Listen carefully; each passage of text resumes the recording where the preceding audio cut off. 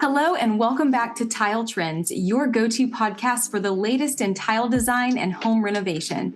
I'm your host, Lindsay Flukiger, and today we're excited to welcome back a very special guest, Janelle Payne, also known as Nailgun Nelly. Janelle, it's so great to have you back.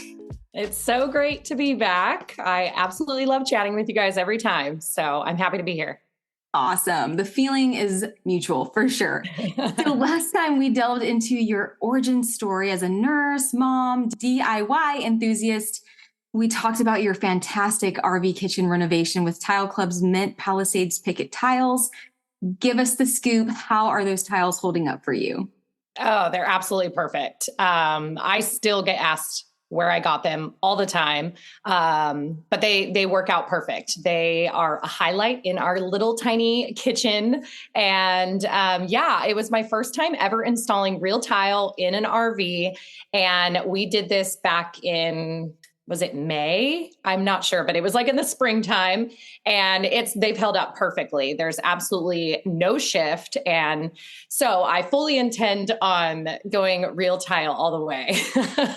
That's great news. Yeah. And so to our listeners, if you go back and check out the previous episode with Janelle, we go over all things her RV renovation, including the tile installation, but give us really quick the rundown on what you chose to do as far as sealing or grouting the tile in this situation.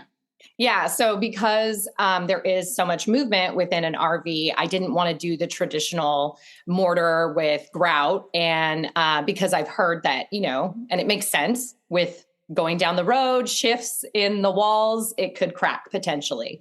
And so I decided to I can't remember the brand exactly. I think it's Quad Max, but it's a super strong glue basically, but it comes in like a big caulk gun, and I just glued them all in place, used tile spacers the same exact way, but I did that instead of the mortar. And then I used a silicone caulking as my grout, which is a little more time consuming, but totally worth it because it is a high flexibility. And so with the movement in an RV, you're not going to worry about any stress cracks. And there hasn't been absolutely any. So it just allows movement shifts. And it's super easy to clean that way and looks just as perfect as the day I installed it. But I'm super happy with how it turned out. You never know any different. I've zoomed in on that. Exactly the same. So pretty. Yeah. You did such a great job with that. Thank you. Janelle, tell us about your upcoming holiday giveaway and how our listeners can participate. I'm so excited. I had this idea last Christmas, but it came to me a little late. It was already in the holiday season, so I didn't get a chance. So I knew this year, I was like, when it comes to Christmas time, I want to plan a really awesome giveaway for my followers. And so we're doing the 12 days of Christmas giveaways, and Tile Club is one of my 12 days. So basically, you can tune in to my stories starting December 1st. And every day from December 1st through December 12th, I will have a different brand that is sponsoring a giveaway. And I've worked with all of these brands. I love them all. And you just have to watch my story, slide a little bar, and you get entered in to win some amazing prizes. So super excited. And I'm super excited Tile Club's a part of it. And people can get their hands on some of your guys' tile. We're excited to participate. We really appreciate the invite to do that. Listeners, we will link everything below, especially Janelle's Instagram. You guys will have access to her social channels to make sure you can participate. I would love to talk about your recent project, the home gym renovation. And I know you've done way more since then and in between because you're always busy and doing something awesome with DIY. But let's talk about that. What motivated you to create this specific space? So, man, do I wish this was at my house. This project I actually did at my parents' house, and it's something I've been wanting to do for them for a while. They have this perfect little cutout area in their garage that they had some gym equipment in, but it turned into like this catch-all area.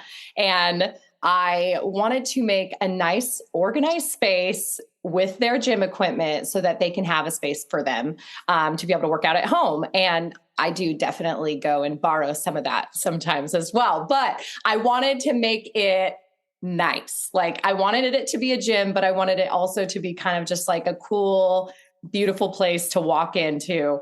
And I ended up doing an entire wall of your guys's Luna art collection. And I love it. It is so stunning. I love how it gave just like a little glam to the space. And it's like, it's crazy. It's like you look at the whole garage, you're like, oh, it's a garage. And then you look over here and you're like, whoa, what is this going on? But it was really neat. I had a different feature on each wall. And yeah, it turned out amazing. Like I'm so happy with how it turned out. And it was interesting because that wall that I did all the tile on had this central back that I had to get creative around. And so that's why I ended up doing like a built-in to make it look more homey and be able to hold all of their weight storage. But it didn't look like a gym in that sense. And so that's why I was able to get away with putting the tile and just making it a little fancier. It turned out so beautifully. What I really loved, I know that you were polling your followers too to see like which tile to go with. And it was so interesting that that was the one that caught everybody's eye. And I love that it's not like such a huge pop of color, but it's just enough to like still feel like serene, but eye-catching at the same time. I know it was so hard for me. The slat tile, the Japandi, I believe it's called. Oh man, I have just been dying to use that. And I love that style. We almost went with that, but I felt like we just needed that pop of color and that kind of shine. And I'm really happy we ended up going with that. But yeah, I just love the little arcs. It gives it a little more shine and a little more definition than just your normal subway tile. And doing it vertically, more of a modern stack was different for me. And it worked out really well. I'm really happy with how that project turned out. Sometimes like in general, you think like, oh, subway tile is so basic, but there's so many ways that you can stack the patterns and then the colors and the textures, and the Luna collection has like the standard and then the arc, and you can like mix and match, or you can just do the arc. And it's just, we love it. If you do end up going with the Japandi slat, we should do a bathroom together. Oh, I know. Tell me about it. I have just the spot. So beautiful. I love all of that. So Janelle, I have personally been enjoying your YouTube channel. And you actually created a tutorial on the gym renovation. Were there any challenges that you faced during this project? I think honestly, my biggest hurdle of trying to figure out how to make that not shop vac, but central vac disappear where you're like, why is that cabinet there? You know, like I was able to completely hide it, but it looks purposeful. And it took me a while to wrap my brain around that. And I'm really happy with how it turned out.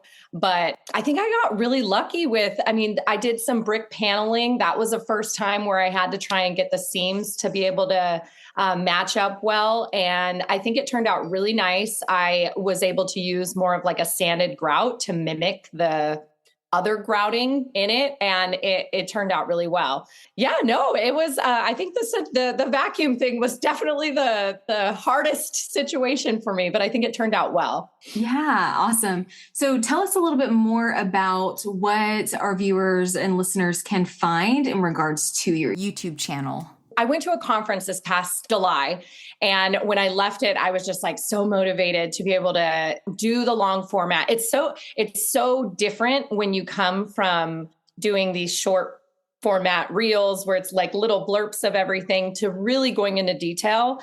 And I usually do that in my stories, but when you're needing to film it for long form, it's a really big learning curve. So I've really tried to I make sure that I come out with a new one every Monday at 9 a.m. And I just want to have it be another resource for my followers. I get asked a lot about different tools I use. So I'm trying to make it just more of a educational platform for the basics of a miter saw, the basics of multi-tools. So many people that follow me just don't know simple things about tools that in my mind, I'm like, well, how do you not know that? But it's just second nature to me. So it was really interesting because when I'd start my like Tools 101 episodes, I felt like, why am I telling people this? Like, who really needs to know this? I felt like I was just being kind of silly, but I've gotten a great response.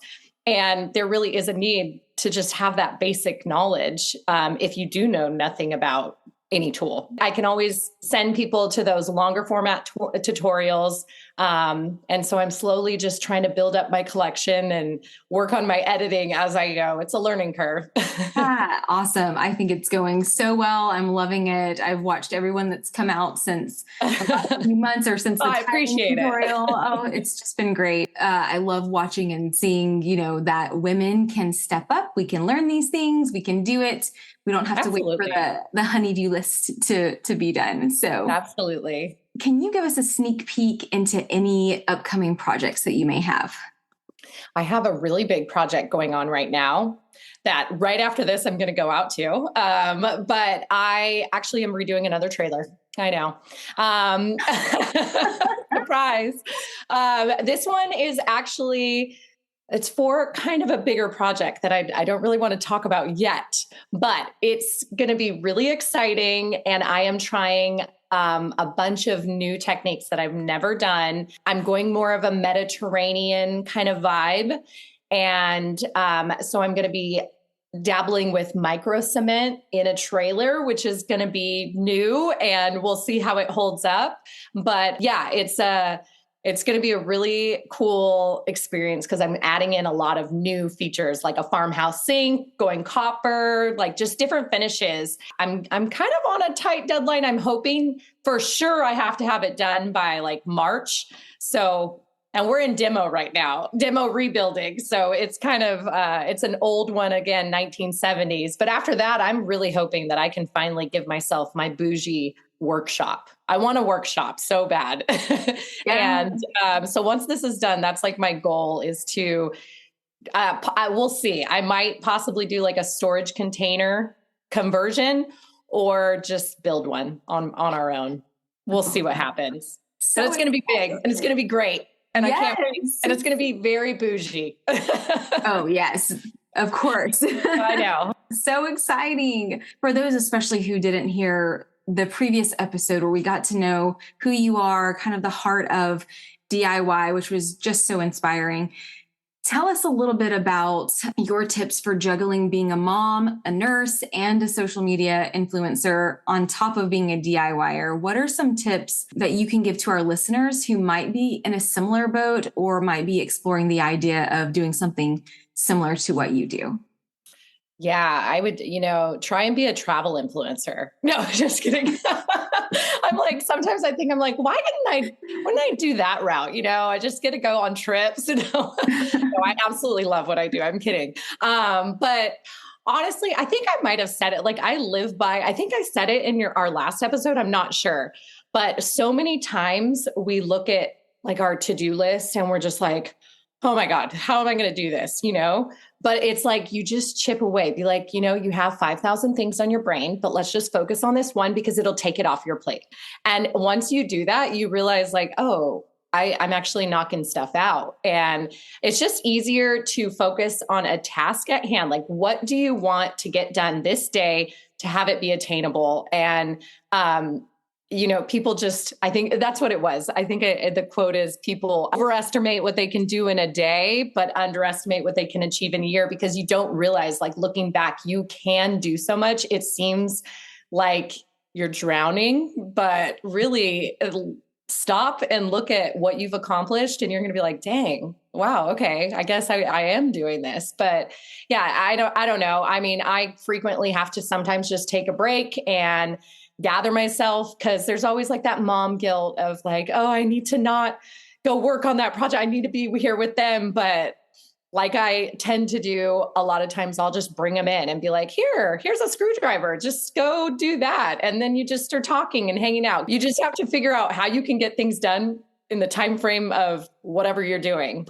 Mm-hmm. I usually do all my editing at jiu-jitsu practice, and so I just try and see, okay, this is the time they're in school. So I'm going to build, I'll do the editing, I'll do the writing, like when I'm with them, but I'm not technically with them.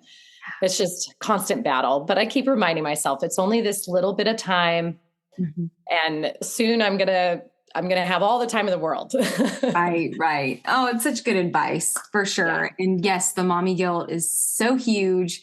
Always. But I find like it's always quality over quantity. If I have 15 minutes, as long as I like pour into them everything I can in those 15 minutes, their attention span is just like, okay, next. And they go on to the next thing. But then I know I've poured everything I can in that amount of time and everything's fine, as opposed to just trying to juggle it all or like, cancel or push aside things that really are important to me. I'm still able to kind of fit that in. So that's really great. And a lot of times it's like with kids, I feel like if you give them that dedicated 10 minutes, 15 minutes, that's all they really want. And then they're like, okay, like I'm going to go play now. Right. But it's like, they were like, oh, okay, I have her attention. It's almost like they won. So yes, it's okay. But yeah. You know what else is really helpful if you do want to be a content creator is having other content creators that you become close with. It was something that I was told for so many years. And I'm like, I don't have, like, how do you become friends with people like that? Mm-hmm. It's so possible. It's like you reach out and I mean, I have a good solid, like, there's like, I think a group of 8 of us that, I mean, I talk to them literally on the daily and it's so nice because being a content creator, there's not really many jobs like that. People don't understand it. And having that other group of like-minded individuals is gold. And you can like really like bounce things off of them and just feel normal, like feel like you can talk. Yeah. So important to have a community of people that understand and can also give you insight into like what works for them or what doesn't and vice versa. That's great. Mm-hmm. Janelle, thanks for sharing that. I hope that our future influencers out there are getting this and taking note. Oh, totally. Yeah. Well, and we're going to wrap this up. I think we've covered all the great things about our renovation, things that have happened in the past, things that are coming up. Definitely want to let our listeners know that we have some exciting projects coming up with Janelle as well, and an exciting announcement that will be coming in the new year. So do be sure that you're following Nailgun Nelly on Instagram and the Tile Club. And we just so look forward to seeing Janelle continue to be a mover and shaker in the industry. Oh, thank you so much. And I am so excited about everything that we have planned for the future and look forward to it. Awesome. Thanks so much for being on the show today, Janelle, and we'll talk soon. All right. Thank you.